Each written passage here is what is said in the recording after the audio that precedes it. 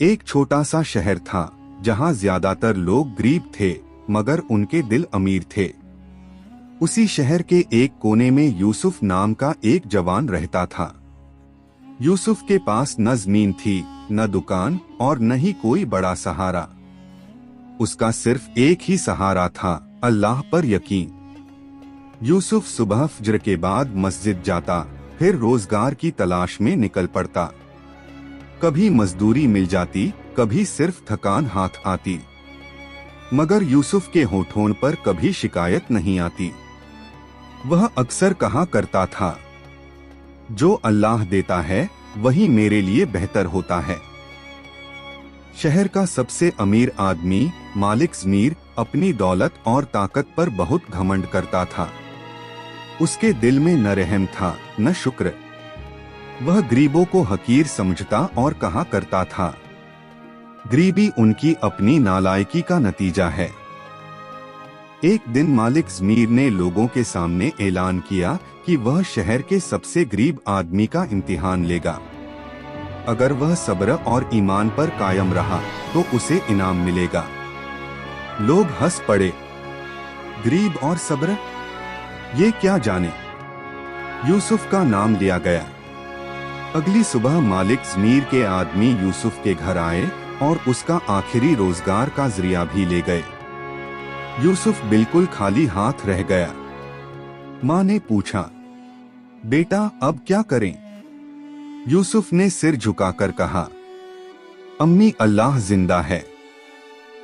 उस रात यूसुफ ने तहज्जुद में रो रो कर दुआ की, या अल्लाह अगर यह इम्तिहान है तो मुझे सब्र दे और अगर रहमत है तो शुक्र। अगला दिन और ज्यादा मुश्किल था। लोगों ने उससे मुंह फेर लिया। भूख ने जिस्म तोड़ दिया, मगर यूसुफ ने एक बार भी अल्लाह से शिकवा नहीं किया। तीसरे दिन मालिक ज़मीर खुद यूसुफ के पास आया और पूछा, अब भी तू मुझसे मदद नहीं मांगेगा? यूसुफ ने कहा, मैं बंदों से नहीं रब से मांगता हूँ। ये अल्फाज मालिक ज़मीर के दिल पर तीर बनकर लगे। उसी दिन मालिक ज़मीर की तिजारत को बहुत बड़ा नुकसान हुआ। दौलत जो कभी पहाड़ लगती थी, रेत की तरह फिसल गई। उस रात वह पहली बार रोया और सजदे में गिर गया। सुबह होते ही मालिक ज़मीर ने सबके सामने यूसुफ को बुलाकर कहा, आज मुझे समझ आया कि असली अमीर कौन होता है। उसने यूसुफ को अपना कारोबार सौंप दिया और खुद उसके साथ मस्जिद जाने लगा। यूसुफ ने दौलत पाकर भी अपना दिल गरीब ही रखा।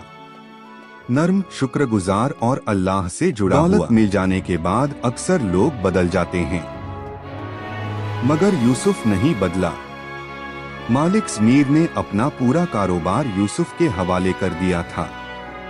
लोग हैरान थे, कल का गरीब आज शहर का मालिक। मगर यूसुफ के कपड़ों में सादगी थी, जुबान पर शुक्र और दिल में खौफे खुदा। यूसुफ का पहला फैसला था, कारोबार सिर्फ मुनाफा नहीं, जिम्मेदारी होता है। उसने सबसे पहले मजदूरों की तनख्वाह बढ़ाई। जो कर्ज में डूबे थे उनके कर्ज माफ कर दिए। लोग कहने लगे, यह तिजारत नहीं सदका है। एक दिन शहर में खत आ गया, अनाज महंगा हो गया। व्यापारी जमाखोरी करने लगे। लोग भूख से बेहाल होने लगे। यूसुफ के पास अनाज के गोदाम भरे हुए थे। सलाह देने वालों ने कहा, यह मौका है दौलत दुगनी करने का। यूसुफ ने सिर झुकाकर कहा, जो भूख पर मुनाफा कमाए उसका हिसाब सख्त होता है। उसने अनाज आधी कीमत पर बेचना शुरू कर दिया। शहर वालों की आंखों में आंसू आ गए। मगर यहीं से यूसुफ का नया इम्तिहान शुरू हुआ। कुछ हसद रखने वालों ने मालिक ज़मीर के कान भरे। यूसुफ तुम्हारी दौलत पर कब्जा कर रहा है। शैतान ने मालिक ज़मीर के दिल में वसवसा डाल दिया। उस रात उसका ईमान डगमगा गया। अगली सुबह उसने यूसुफ को बुलाकर कहा, हिसाब दो मेरी दौलत का। यूसुफ ने पूरी ईमानदारी से हिसाब पेश कर दिया। एक पैसा भी कम ज्यादा नहीं था।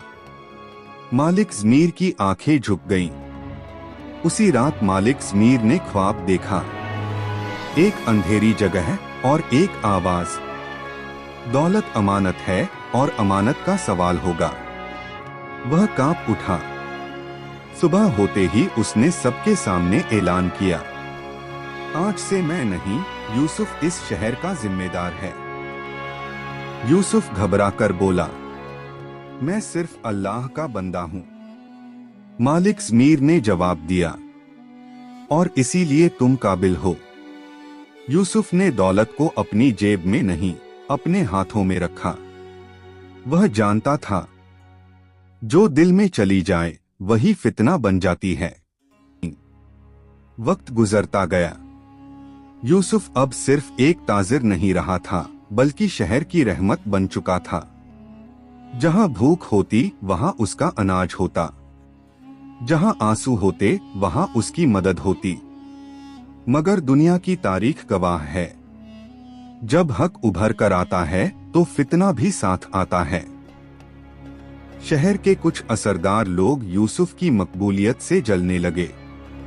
उन्होंने उस पर झूठा इल्जाम लगा दिया, यूसुफ ने बैतुल माल में खयानत की है। यह बात सुल्तान के दरबार तक पहुंच गई। यूसुफ को गिरफ्तार कर लिया गया। लोग चीख उठे, यह नाइंसाफी है। मगर यूसुफ खामोश रहा। उसने सिर्फ इतना कहा, मेरा गवाह अल्लाह है। जिंदान की अंधेरी रातों में यूसुफ ने कोई शिकवा नहीं किया। वह हर रात सजदे में कहता, या अल्लाह, अगर मेरी नियत साफ है तो मुझे सब्र दे। दूसरी तरफ मालिक ज़मीर बीमार पड़ गया। बुखार के दरमियान उसे वही आवाज सुनाई दी, अमानत का वक्त पूरा हो रहा है। उसकी आंखें खुल गईं। सुबह होते ही मालिक ज़मीर सुल्तान के पास गया और पूरा सच बयान कर दिया। सारे सबूत पेश किए गए। झूठा इल्जाम लगाने वालों के चेहरे उतर गए। दरबार में खामोशी छा गई। सुल्तान ने कहा, यूसुफ, तुम बाइज्जत रिहा हो। मगर यूसुफ ने कहा, मुझे रिहा करना काफी नहीं, इंसाफ भी जरूरी है।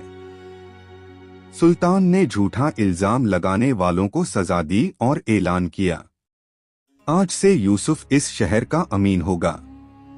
मगर उसी रात यूसुफ बीमार हो गया। लोग दौलत, ओहदा और ताकत लेकर आए, मगर वक्त आ चुका था।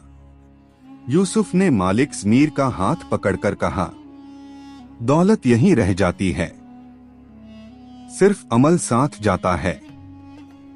उसकी आंखों से आंसू बह गए और होठों पर मुस्कुराहट थी।